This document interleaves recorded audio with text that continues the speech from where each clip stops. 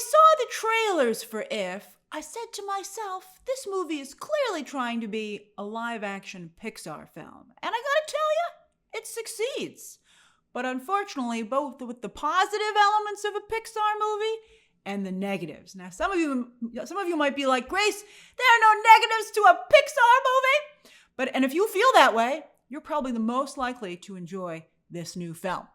For the rest of you, though, who might be like a little bit wary of the Pixar formula, starting to see how the sausage is made, you know, a similar situation here. So first off, though, I must admit, I did choose a favorite if, aka imaginary friend, and I sure had an awful lot to choose from. But sure enough, just as the movie said, one spoke to me, and that's Christopher Maloney's Cosmo, a private investigator who's a shadow. No cake, though. No cake. I couldn't help myself. I had to make the reference. All right, but my runner-up. I had a runner-up. Maybe we could have a little imaginary friend party. Sam Rockwell's I love Sam Rockwell. His superhero dog, Guardian. No one can say this movie doesn't have a vivid imagination, as the ifs are incredibly well done, not just in terms of variety and design, but the VFX work, combined with megastar celebrity voice work. Wow. Krasinski, he's got a lot of celebrity friends. It's really impressive. He got all these people to do this movie. And just the whole package on each imaginary friend is just impeccable. Really, really strong.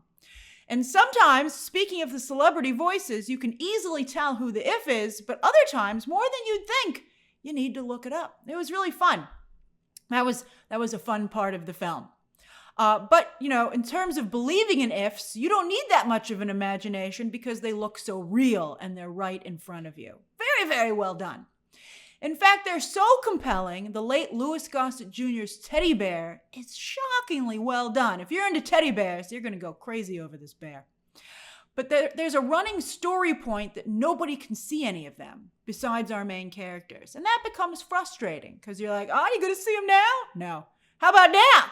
No. Now? No. Now? No.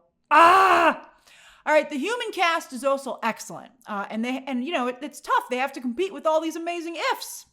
Kaylee Fleming makes for a very likable, strong lead, which is good because she has to really carry the film. She is definitely the lead. But she couldn't get a better scene partner than Ryan Reynolds, who is as charming and funny as always. I was also thrilled to see Liza Koyon-Zayas from The Bear getting more work. I was like, hooray! But her role is extremely small. But it doesn't matter. I'm happy to see, you know, her work, her contributions to The Bear being recognized by getting other work. She's fantastic. I love her. Alan Kim from Minari, adorable. To have two such strong child actors in one movie is unusual. So kudos to the casting director and Krasinski. Fiona Shaw, always a treat. However, I wouldn't have cast her in this role because there's one scene where she's asked to dance. And, you know, no spoilers, but I feel the scene would have hit harder if she had actual ability as a dancer.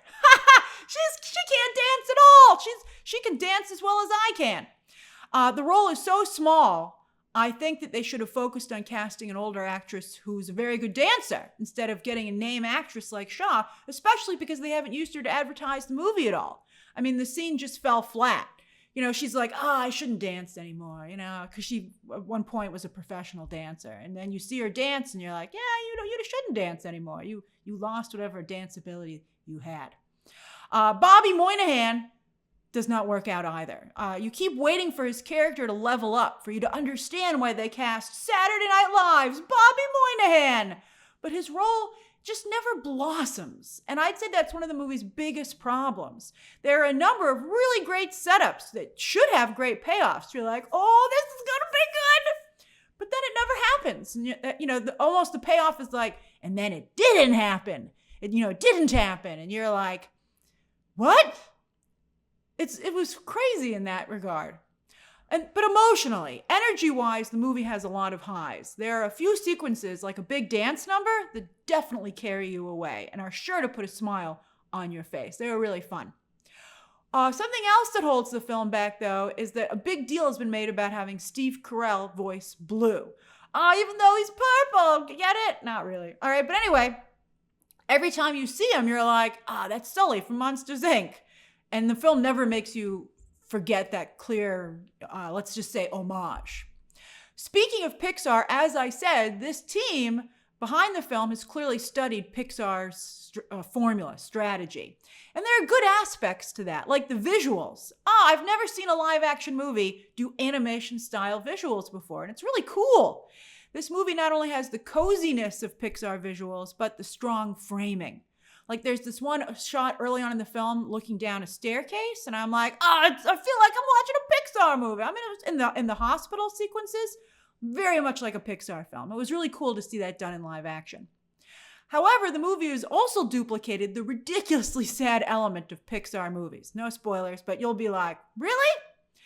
And I think we're all wise to that formula at this point. Many times, you can see If working hard to get to you emotionally. And if you can see the strings, the trick isn't as impressive. And sometimes it doesn't even work. You're like, I see what you're trying to do. Nice try. Unlike a Pixar film, one thing that If has, I wish it was more like a Pixar film in this regard, is that it doesn't seem big. It seems small in terms of scale.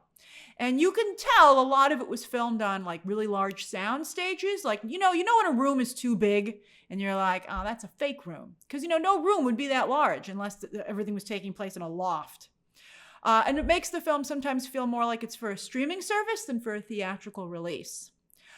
Finally, the film has thought long and hard about ifs and creates its own complex mythology for them. But it just never sold me on it. Like, while I have a favorite if and even a runner-up, and I love the ifs, I didn't leave the theater wanting my own if. In fact, I distinctly do not want an if. I cannot see an upside to having one. I'm like, you're adorable, but get away from me. I did really like that the film referenced famous imaginary friends like Harvey. And also, you got to really look for it, but I love Calvin and Hobbes. But they snuck a Calvin and Hobbes comic or trade paper. It's it's Sunday, Saturday cartoon, so it comes out differently than like a trade paperback, but like one of the little books. And I was like, Calvin and Hobbes. So I appreciated that this film referenced those. But in both those cases, there's just one imaginary friend, and that friend is helping out the human.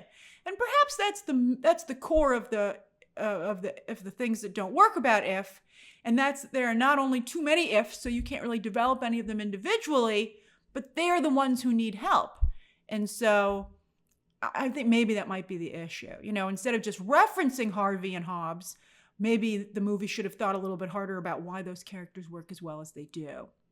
All right, so that's my review of If hitting theaters this weekend. And again, as I said, if you still are really into the Pixar movies, particularly the sad ones, you are most likely to enjoy this film. All right, share your thoughts down below, subscribe today, and of course, as always, you can check out some more videos right now.